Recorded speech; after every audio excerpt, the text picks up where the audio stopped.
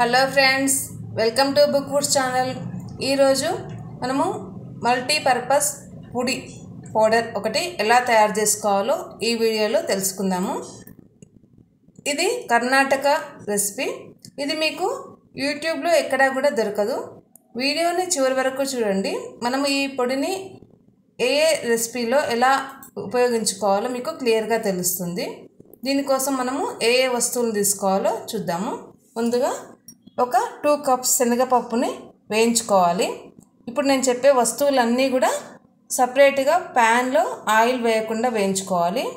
శనగపప్పు 2 cups, 1 cup మినప్పప్పు, 1/2 cup కరివేపాకు, ఒక 1 స్పూన్ పసుపు, వీటితో పాటుగా కొద్దిగా హింగు తీసుకోవాలి.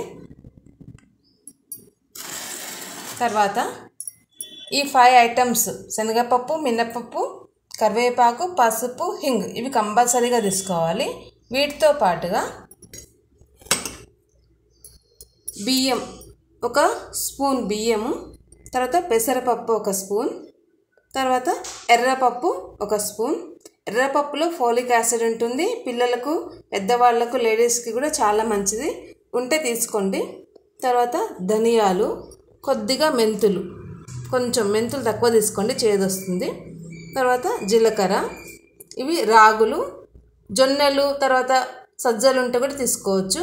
వీటితో పాటు అవి కూడా రాగులు. తర్వాత గోధుమల బదులుగా గోధుమ పిండి తీసుకున్నాను. గోధుమలు ఉంటే గోధుమలు తీసుకోండి. వీటన్నింటిని కూడా సపరేట్గా అన్నీ వేయించుకోవాలి. ఇలా వేయించుకున్న తర్వాత ఇవన్నీ వేయించుకొని పూర్తిగా చల్లారనివ్వాలి. తర్వాత ఒక మిక్సింగ్ బౌల్ తీసుకొని దీంట్లో అన్నీ వేసేసుకోవాలి.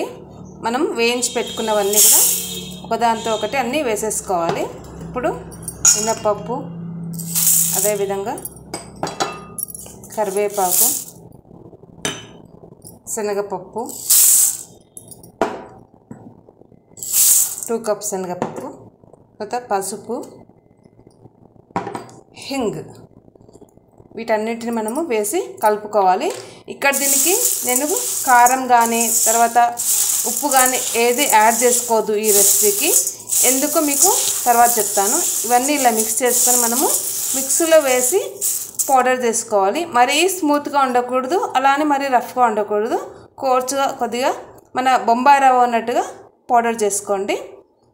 తర్వాత దీన్ని ఎలా ఉపయోగించుకోవాలో మనము చూద్దాము. ఈ విధంగా మిక్సీలో వేసి ఇలా కోర్సుగా పౌడర్ చేసుకోవాలి. చూడండి, ఇలా కొద్దిగా రఫ్గా ఉండాలి, మరీ స్మూత్గా ఉండకూడదు. దీన్ని మనము చిన్న పిల్లలకి 1 ఇయర్ పిల్లల నుంచి వాళ్ళకి మనము వేడివేడి అన్నంలో ఈ పొడి వేసి తర్వాత ఉప్పు, నెయ్యి వేసి కలిపి తినిపిస్తే వాళ్ళు కూరగాయలు తినరు కాబట్టి వాళ్ళకి కావాల్సిన పోషకాలన్నీ కూడా దీంట్లో లభిస్తాయి. అంతేకాకుండా మనము అటుకులు, తర్వాత మురమరాలు అవి కూడా మనము ఈ పొడి వేసి కలుపుకుంటే రుచి చాలా బాగా వస్తుంది. మనము చింతపండుతో పచ్చి పులుసు చేస్తాం కదా, దాంట్లో కూడా ఇది 1 స్పూన్ వేసుకోండి ఈ పొడి. అప్పుడు కూడా ఆ రుచి చాలా బాగా వస్తుంది ఆ డిష్కి. చూడండి, ఈ పొడి మనకి 1 నెల రోజుల వరకు నిల్వ ఉంటుంది. ఎక్కువ రోజులు నిల్వ ఉంటుంది కానీ స్మెల్ మారిపోతుంది, టేస్ట్ మారిపోతుంది. కాబట్టి నెలకు సరిపడా చేసుకుంటే సరిపోతుంది. చూడండి, చాలా బాగుంటుంది. అన్ని రకాల పోషక విలువలు ఈ పొడిలో లభిస్తాయి మనకి. మనము అటుకుల్ని పోపు చేసేసి దాంట్లో ఈ పొడి వేసి కలుపుకుంటే చూడండి, ఇలా వేసి కలుపుకోవాలి. చాలా రుచి వస్తుంది అటుకులకి. తప్పకుండా ఈ పొడిని ట్రై చేయండి. అటుకులు, మరమరాలకు కూడా వేసుకోవచ్చు. చాలా రుచిగా ఉంటుంది. ఉట్టి అన్నంలో పెద్దవాళ్ళు కూడా మనం పచ్చళ్ళు, చింతకాయ పచ్చడి కానీ మామిడికాయ పచ్చడి కానీ కలుపుకున్నప్పుడు ఈ పొడి 1 స్పూన్ వేసి పోపు వేసుకొని కలుపుకొని తిని చూడండి, వారెవ్వ అంటారు. తప్పకుండా దీన్ని ట్రై చేయండి. మీకు ఈ వీడియో నచ్చినట్లయితే తప్పకుండా లైక్, షేర్, ఇంకా బుక్ ఫుడ్స్ ఛానల్ని సబ్స్క్రైబ్ చేసుకోండి. Thank you for watching.